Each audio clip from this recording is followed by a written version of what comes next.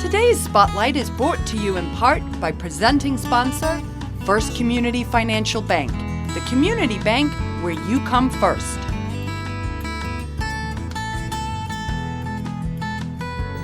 You're watching Spotlight, and with me today in studio is Karen Sharp. She is the Director of Advancement and Outreach for Samaritan Interfaith, and with her is Nancy Krotz. She's a licensed clinical psychologist. So we're going to talk about a new program and a new collaboration that you have with Samaritan and Artful Impact. So Karen, tell us a little bit about that. I'm very excited to share. Samaritan exists to provide hope and healing, and with the intent of having everybody we work with grow to their fullest potential. So we do that through a variety of ways, counseling, consulting, and education. And collaboration is really the core of who we are. We are actually a collaboration. We were born 43 years ago when 3 local Naperville congregations collaborated, and Samaritan was born. We also have a long-standing collaboration with Loaves and Fishes, where we provide free on-site counseling at their facility, as well as Hesed House. So working with Artful Impact was kind of a natural thing for us to do. We first joined forces with them for our 40th anniversary, where we had a big Ruby celebration, and we put on a cabaret performance and worked with them to get that going.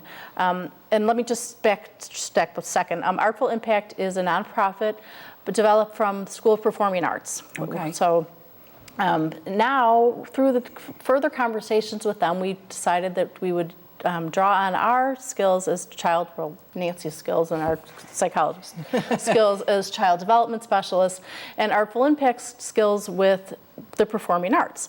So then Zip Zap Zap was born. Okay, and that's a kind of a fun name. So tell us a little bit about that, Nancy. Okay, so the name comes from an improv game that we actually play. And so, as Karen was saying, we were trying to bring what we know about psychology and child development and teaching social and life skills, and what Artful Impact and the school already knew about how their kids felt when they were taking their classes. It seemed to improve their self-confidence and their self-esteem. So it seemed just, like they fit together. And so now we're doing social skills groups with improvisation as our format. That's exciting. Now that's a little different. Tell us how that learning is different than what I might get at school or on a team. Tell us a little bit more about that. Okay, well there's a lot of social skills training that happens in schools, but the time is pretty short. So this just gives another opportunity, a different way to learn social skills. And you have to do it in the game. So you sometimes don't even know you're practicing the skills because you're just playing the game. There's also no performance like in theater, so kids don't have to worry about that.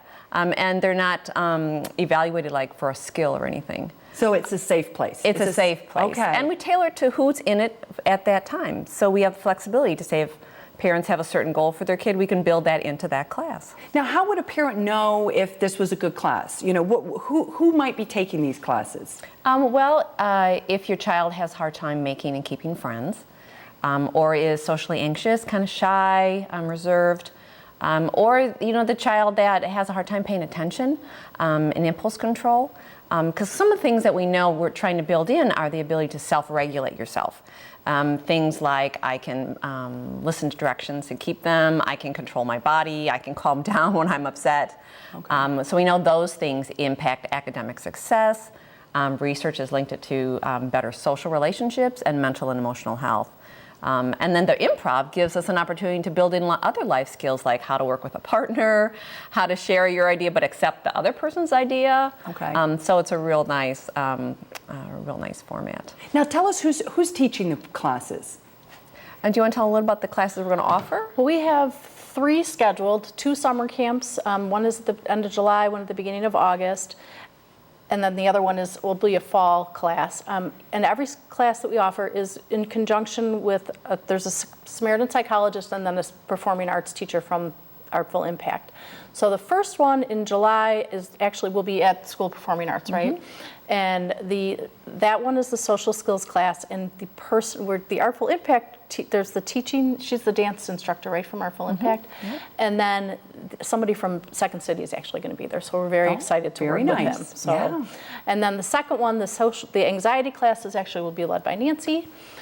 And the one in the fall, are you doing the one in the fall or Sharp? So then the one in the fall will be more, the summer ones are camp, so it's like 3 days in a row, where the fall one will be more of a group where they'll meet every week on an ongoing basis. Okay, so different locations and different areas of focus. Right. Right. Okay. So social skills in the summer, in July, and then the August class is called Improv for Anxious Kids. Okay, okay. And do you see a lot of that in the work that you're doing?